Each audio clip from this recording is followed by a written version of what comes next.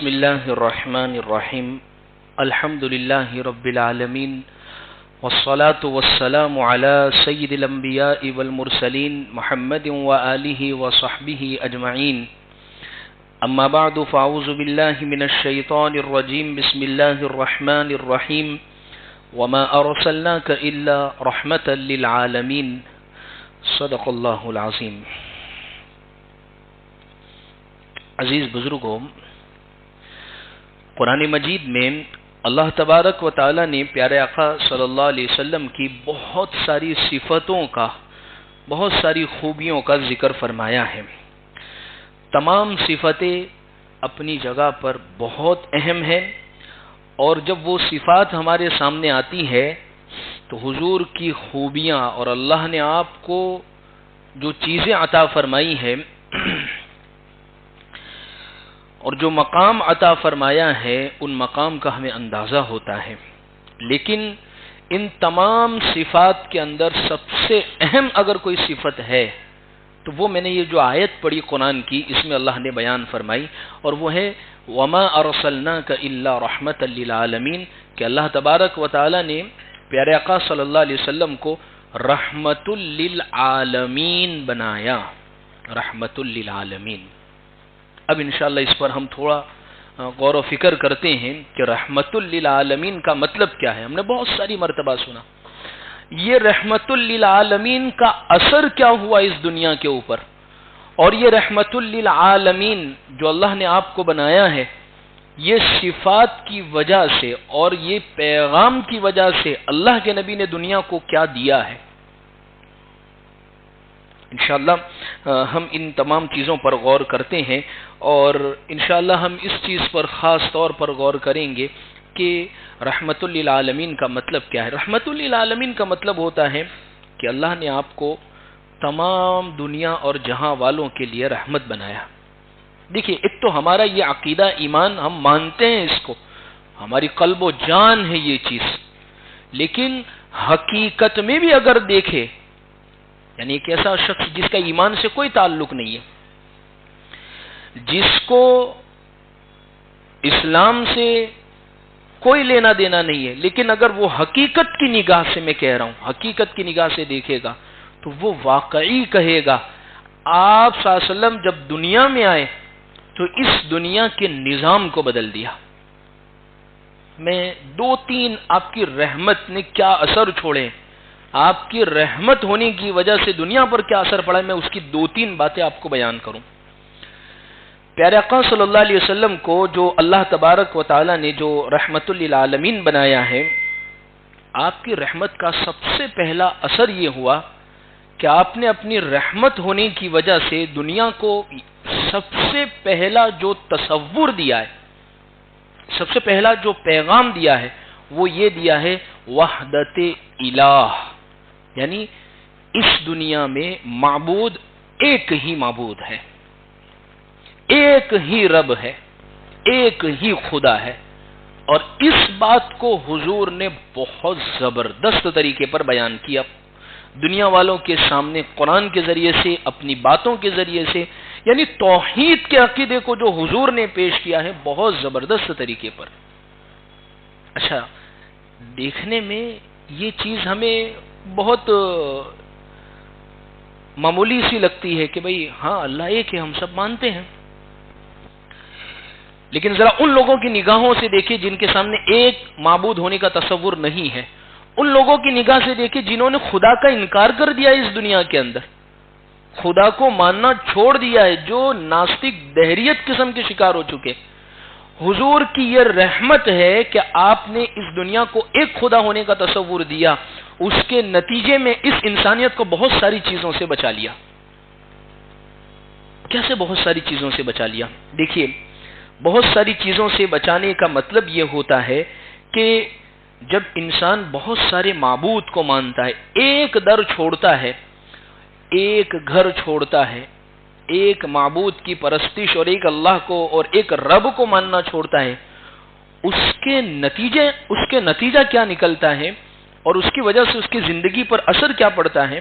ہوتا یہ ہے کہ وہ غیر ذمہ دار ہو جاتا ہے، اس کی زندگی گناہوں کے اندر ملوث ہو جاتی ہے، وہ مادہ پرست بن جاتا ہے، یعنی بس اس کو صرف دنیا یہ سمجھ میں آتی ہے، اس کے سامنے کوئی ایک رب الہ معبود نہیں ہے۔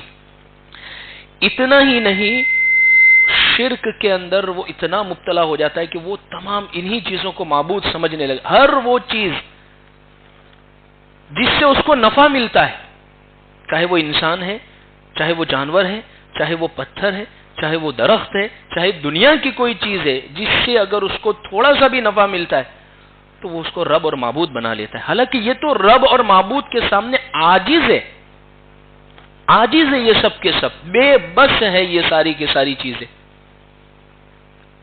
یہ عقیدہ، یہ توحید اور یہ بنیاد پیارے آقا صلی اللہ علیہ وسلم نے دنیا کو دی ہے۔ آپ سوچتے ہوں گے کہ دنیا کے جو بڑے بڑے مذاہب جو پائے جاتے ہیں، بڑے بڑے، ان میں یہ تصور داخل ہو چکا ہے، حالانکہ ان کی اصل اور بنیاد میں جب ہم غور کرتے ہیں توحید ان میں ہے۔ جیسے مثال کے طور پر یہودیوں نے کیا کیا؟ وقالت اليهود عزیر ابن اللہ وقالت النصارى المسیح ابن اللہ۔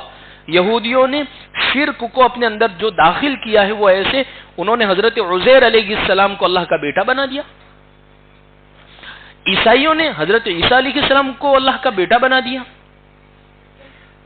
حالانکہ توحید ان کی جڑوں کے اندر موجود ہے۔ اللہ نے ان میں نبی بھیجے، حضرت عیسیٰ علیہ السلام اور حضرت موسیٰ علیہ السلام ان کے اندر بھیجے، اور کئی نبی بنی اسرائیل کے اندر تو اللہ نے بھیجے۔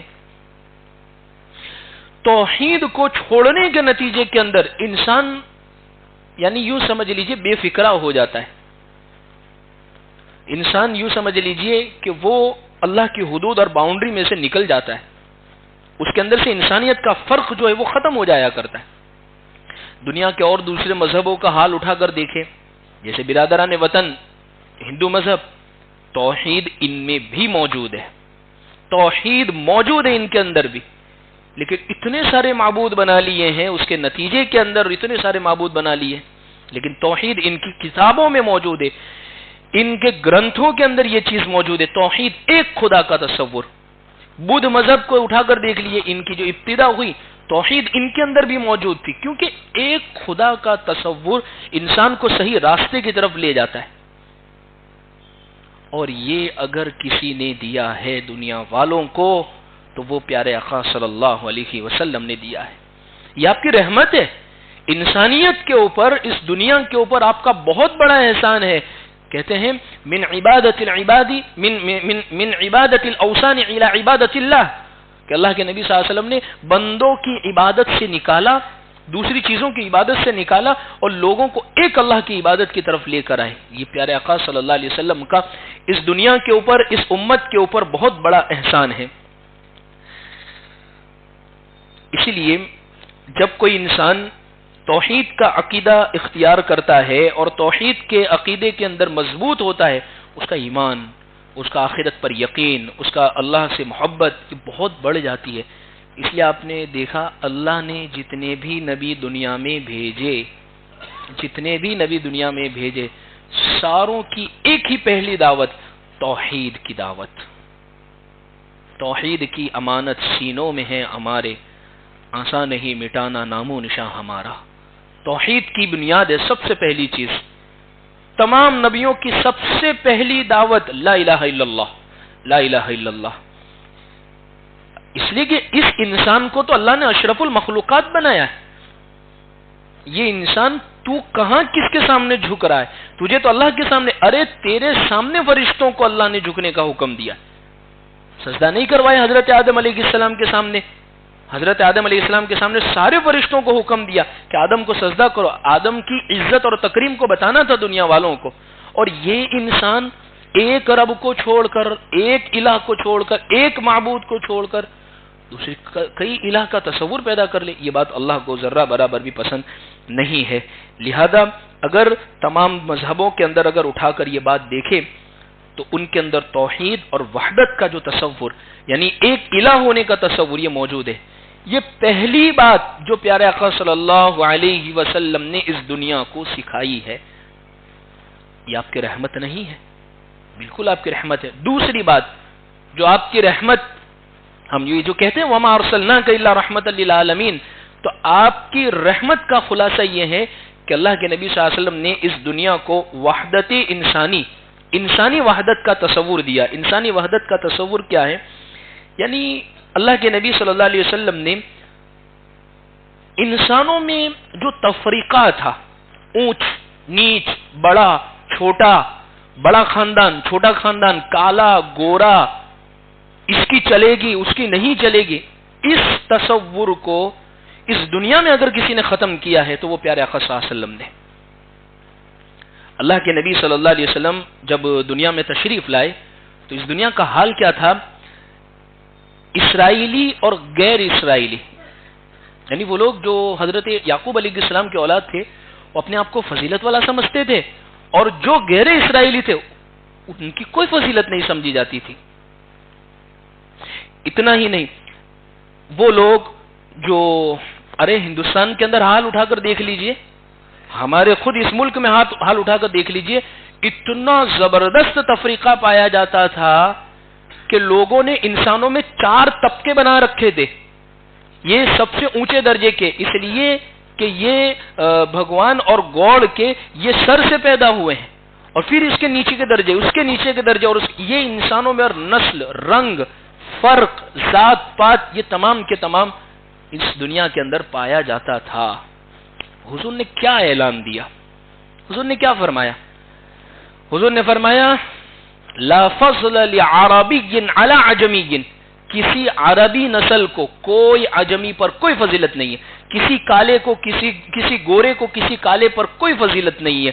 اللہ نے سب کو اس دنیا کے اندر برابر بنایا ہے. دیکھیے، ہم عقیدے کی بنیاد پر نہیں، عقیدت کی بنیاد پر نہیں، صرف محبت کی بنیاد پر نہیں، بصیرت کی بنیاد پر کہتے ہیں. بھائی دنیا کے اندر ایسے بہت سارے زعماء، لیڈر، بہت بڑے بڑے لوگ دنیا میں آئے جو صرف باتوں کے دھنی تھے، باتیں تو ان کی اتنی بڑی بڑی ہوا کرتی تھی لیکن عمل نہ دارت، عمل پریکٹیکل ان کی زندگی میں یہ چیزیں نہیں تھی. اللہ کے رسول صلی اللہ علیہ وسلم نے جہاں یہ بات فرمائی کہ کسی کالے کو کسی گورے کو کسی کالے پر کوئی فضیلت نہیں ہے، وہیں پر آپ حضرت بلال حبشی رضی اللہ عنہ کو اٹھا کر دیکھ لیجئے.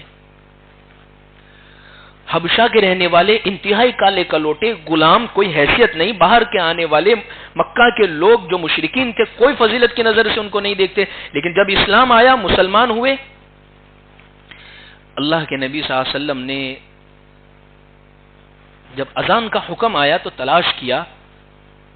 اذان کا خواب دیکھا عبداللہ بن زید عبد ربی نے، اذان کے بارے میں خواب انہوں نے دیکھا. حضرت عمر نے تائید فرمائی، اللہ کے نبی کے دل کو تسلی ہوئی. لیکن اذان شروع کس سے کی جاوے، پہلی اذان دے گا کون؟ بہت بڑی فضیلت کی چیز ہے. حضور نے حضرت بلال حبشی رضی اللہ عنہ کو تلاش کیا کہ اذان تو میرا بلال دے گا. اور عربوں میں یہ ذات پات اور یہ اونچ نیچ، بڑا خاندان چھوٹا خاندان بہت بڑی چیز سمجھی جاتی تھی یہ. اور اس زمانے کے اندر اللہ کے نبی صلی اللہ علیہ وسلم نے اپنے عمل سے دنیا کو یہ پیغام دیا، کسی کالے کو کسی گورے کو کسی کالے پر کوئی فضیلت نہیں ہے. اور حضرت بلال حبشی نے پہلی مرتبہ اذان دی. اتنا ہی نہیں، حضرت عمر رضی اللہ عنہ، ان کا دور خلافت ہے، حضرت بلال حبشی رضی اللہ عنہ کو آواز دیتے ہیں تو یوں نہیں فرماتے ہیں بلال کہاں ہے، فرماتے ہیں سیدی بلال، او میرے سردار بلال آپ کہاں ہو. حضرت عمر جیسی شخصیت جن کا 1-2 واسطے اوپر جا کر سیدھا نسب حضور کے گھرانے سے ملتا ہے، اونچے خاندان کے سمجھے جاتے تھے، حضرت عمر اپنے دور خلافت میں حضرت بلال حبشی کو فرماتے ہیں بلال تو میرے سردار ہیں. یہ کس نے کیا اس دنیا کے اندر؟ یہ کس نے پورے دنیا کے نظام کو بدل کر رکھ دیا؟ یہ دراصل اللہ کے نبی صلی اللہ علیہ وسلم کا انسانی وحدت کے اعتبار سے جو تصور تھا، وہ پیارے آقا صلی اللہ علیہ وسلم نے یہ تصور انسان کو اور پوری دنیا کو دیا ہے. بہت سارے وہ لوگ جو اس دنیا کے اندر شرفا کی حیثیت سے سمجھے جاتے تھے، سردار کی حیثیت سے سمجھے جاتے تھے، جو غلاموں کے خاندان سے پیدا ہونے والے تھے، ان کی کوئی حیثیت نہیں سمجھی جاتی تھی. اللہ کے رسول صلی اللہ علیہ وسلم نے انسانوں کے درمیان میں ایسی برابری پیش کی ہے کہ تمام لوگوں کے نظر میں جو کوئی حقیر سمجھا جاتا تھا، کوئی ذلیل سمجھا جاتا تھا، کوئی کمتر سمجھا جاتا تھا، وہ تصور ہی پیارے آقا صلی اللہ علیہ وسلم نے ختم کر دیا. اتنا ہی نہیں، اس کا اثر، یہ برابری کا اثر یہاں تک ہوا، یہ برابری کا اثر سیاسی نظام کے اوپر بھی پڑا. ورنہ حضور جب دنیا میں تشریف لائے اس وقت اگر دنیا کے نقشے پر نظر ڈالے تو سیاست یعنی حکومت چلانے کا جو نظام جو چل رہا تھا وہ بادشاہت اور ملوکت چل رہی تھی. یعنی ہر علاقے کا اپنا اپنا بادشاہ بنا ہوا, وہ جو چاہتا تھا اس کا لا اینڈ آرڈر چلتا تھا. اللہ کے نبی صلی اللہ علیہ وسلم نے خلافت کا نظام دیا ہے. کوئی بادشاہ ہے, کوئی جیسے فرعون بادشاہ, قارون بادشاہ, نمرود بادشاہ, دنیا کے ایران کے اندر بادشاہی نظام, رومن کے اندر بادشاہی نظام, یعنی ہر ایک گھرانے کا جو بڑے لوگ سمجھے جاتے تھے وہی بادشاہ, وہی بڑے, اور وہی لوگ پوری حکومت چلایا کرتے, ان کے ہاتھوں کے اندر پورا ملک ہوا کرتا تھا. حضور نے فرمایا نہیں, جس کے اندر صلاحیت ہے اس کو آگے بڑھایا جائے گا.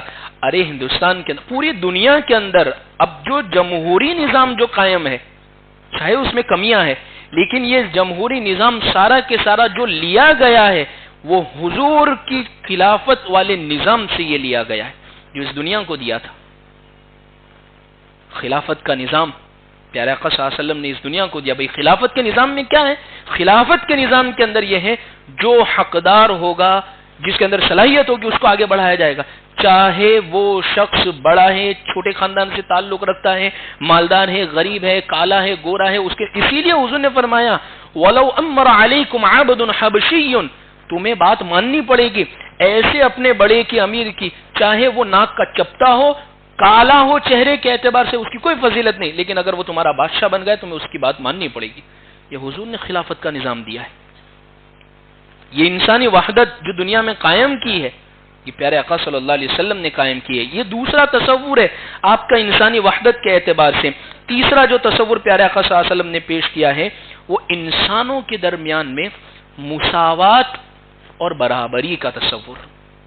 کیا چل رہا تھا اس دنیا کے اندر جب پیارے آقا صلی اللہ علیہ وسلم جب دنیا کے اندر تشریف لائے, جیسا کہ ابھی میں نے ذکر کیا, پیارے آقا صاحب تشریف لائے تو اس وقت اونچ نیچ برابر, ارے عورتوں کو تو کون حیثیت کی نظر سے دیکھ. 1400 سال پہلے جب حضور کی تشریف آوری اس دنیا میں ہو رہی ہے, ایک مرتبہ دنیا کی تاریخ پر نگاہ ڈالے. بھائی روم کے اندر, چین کے اندر, ایران کے, یہ بڑی بڑی سلطنتیں اس وقت سمجھی جاتی تھی. وہاں عورتوں کا حال یہ تھا ان کو رائے دینے کی بھی, رکھنے کی بھی اجازت نہیں تھی, یہاں تک کہ ان کو منحوس سمجھا جاتا تھا. ان کے تصور کو یوں سمجھا جاتا تھا کہ یہ کیا کام کرے گی. ارے عرب کے اندر حال یہ تھا کہ اگر کسی شوہر کا انتقال ہو جاتا تو اس کو ایک کمرے کے اندر بند کر دیا جاتا تھا, اس سے وراثت کے حصے کو ختم کر دیا جاتا تھا. ہندوستان میں ستی پرتھا عام تھی. وہ عورت جس کے شوہر کا انتقال ہو جاوے, اگر وہ اپنے شوہر کے ساتھ ستی نہیں ہوتی تھی تو اس کو ایک ایسی نگاہ سے دیکھا جاتا تھا کہ اس نے غلط کام کیا زندہ رہ کر. حضور نے یہ تصور پیش کیا اس دنیا کے اندر کہ عورت کی فضیلت کو اس دنیا کو کسی نے بتایا ہے؟ پیارے آقا صلی اللہ علیہ وسلم نے. قربان جاؤں اپنے نبی پر. اور اگلی بات جو حضور نے اس دنیا کو دی ہے وہ ہے علم کی حوصلہ افزائی, یعنی علم کو آگے بڑھانا.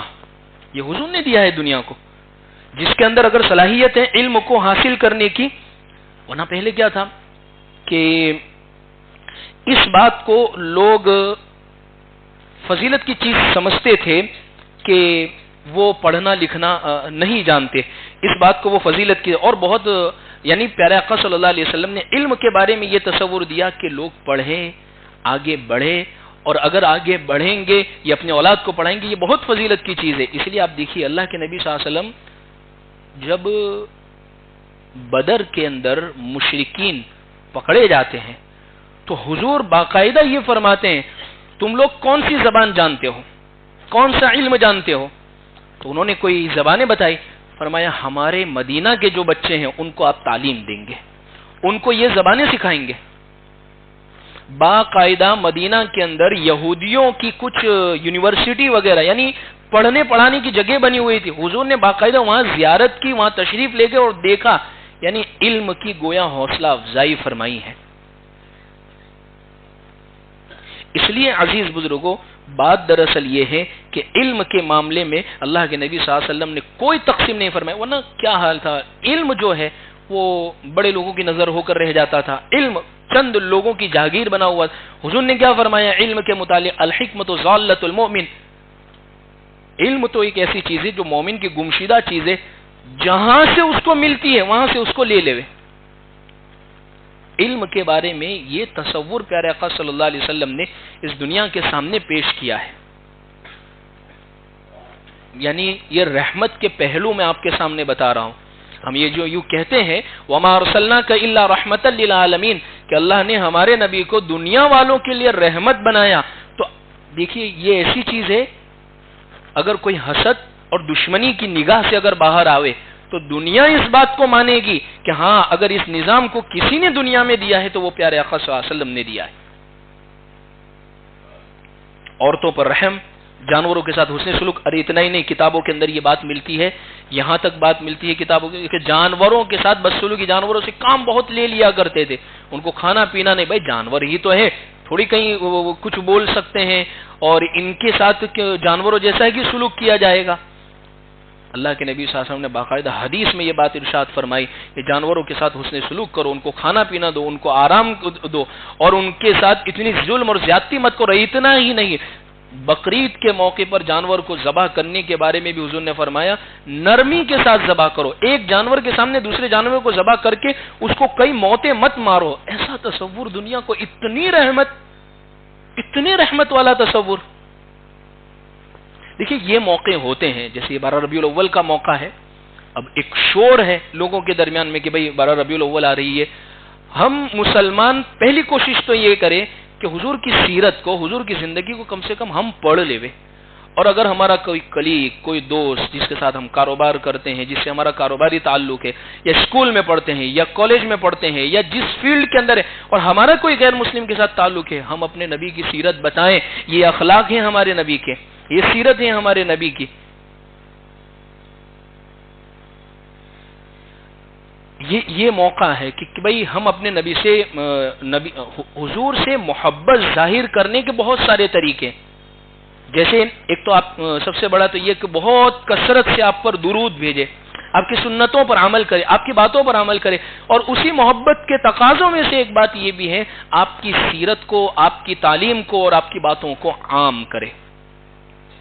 بھئی چھوٹی چھوٹی باتیں، بھئی چھوٹی چھوٹی حدیثیں یاد کر لی کہ اللہ کے نبی صلی اللہ علیہ وسلم نے فرمایا خیرکم خیرکم لأہلی، کہ دنیا کیا ظلم نہیں کرتی اپنے گھر والوں پر، بعض لوگ بیوی پر ظلم کرتے ہیں، تو حضور نے فرمایا اچھا انسان نہیں ہے وہ جو اپنی بیوی اور گھر والوں پر ظلم کرے، بہترین انسان وہ ہے جو اپنے گھر والوں کے ساتھ حسن سلوک کرے۔ اب دیکھیے کتنی چھوٹی سی بات ہے، کتنی چھوٹی سی حدیث ہے، لیکن کتنا گہرا سمندر ہے اس کے اندر کہ گھر کے سکون کو دو بات کے اندر حضور نے سمو لیا ہے۔ تو آپ کی رحمت کے تو بے شمار پہلو ہے اس دنیا میں کہ حضور نے، یہ تو وہ دنیا جو ہمیں نظر آ رہی ہے کہ اس دنیا کے اوپر آپ کی رحمت کے وہ پہلو ہے۔ قرآن نے یہ کہا رحمت للعالمین، یہ نہیں فرمایا رحمت للدنیا یا رحمت للعالم، صرف اس دنیا والوں کے لیے رحمت، وہ جتنی بھی دنیا جو ہمیں نظر نہیں آ رہی ہے وہاں تک بھی اللہ کے نبی صلی اللہ علیہ وسلم کی رحمت ہے۔ جیسے قبر کے نیچے کی دنیا، قبر کے نیچے کی زندگی وہ ہمیں نظر نہیں آ رہی، لیکن حضور کی رحمت وہاں تک بھی ہے۔ اس سے پہلے بھی ایک واقعہ میں نے بیان کیا تھا، اکبر کے دور کے اندر ایک مرتبہ اکبر بہت پریشان ہوا، رات کے وقت اس کی آنکھ کھل گئی۔ اس زمانے کے اندر جیسے اسی قسم کے گھر اور کمرے ہوا کرتے تھے، یہ تاکچے ایسے بنے ہوئے تھے، اس میں چراغ جلایا جاتا تھا، اس کی روشنی پوری پھیلا کرتی تھی۔ چراغ بند ہو گیا مین بیڈ روم کے اندر، گھبرا کر اٹھ گیا، آنکھ کھل گئی۔ صبح کے وقت بربل نے پوچھا کہ بادشاہ سلامت اب بہت پریشان لگ رہے ہیں۔ کہا کہ بات دراصل یہ ہے کہ میں رات کے وقت یہ چراغ جل رہا تھا، سو رہا تھا اطمینان، لیکن یہ جیسے ہی بجھ گیا، اندھیرا کمرے میں ہو گیا، مجھے اپنی قبر یاد آ گئی۔ بربل کہتا ہے بادشاہ سلامت آپ کوئی فکر مت کیجیے، آپ کو قبر میں اطمینان ہی ہوگا۔ فرمایا کیوں؟ تو بربل کہتا ہے کہ آپ کے نبی پیارے آقا صلی اللہ علیہ وسلم اس دنیا سے رخصت ہوئے کتنے سال ہوئے؟ تو فرمایا کئی 100 سال ہوئے ہیں۔ کہا یہ دنیا میں جتنی بھی بہار، یہ پود اور یہ جو خوبصورتی، یہ جو اخلاق، یہ سب کس کی بنیاد سے؟ کہا نبی صلی اللہ علیہ وسلم کی بنیاد سے۔ جو نبی اس زمین پر جب تک موجود تھے 63 سال کی عمر کے اندر اتنی خوبصورت دنیا کو بنا دیا، اور آج کئی سالوں سے وہ زیر زمین لیٹے ہوئے ہیں، وہاں بھی آپ نے اپنی رحمت کو پھیلا دیا ہوگا۔ آپ اطمینان سے چلے جانا قبر کے اندر، آپ کو بہت سکون اور اطمینان نصیب ہو جائے گا۔ آپ کے نبی کی برکت سے. ایک بہت بڑے بزرگ نے کتاب میں یہ واقعہ لکھا ہے اور اس کے نیچے نوٹ کر کے لکھا ہے, تھا ظالم کافر لیکن بات بڑی پتے کی بتا کر گیا ہے. حقیقی بات بھی یہی ہے. اس لیے محبت کا تقاضا یہ ہے, جس سے محبت ہوتی ہے اس کو انسان پڑھتا ہے, دیکھتا ہے, فالو کرتا ہے, اس کے مطابق چلتا ہے, اس کی ایک ایک ادا اس کو پسند آیا کرتی ہے. نبی صلی اللہ علیہ وسلم سے محبت کا سب سے بڑا تقاضا یہی ہے, ہم آپ کی سیرت کو پڑھیں اور لوگوں تک اس کو پہنچائیں.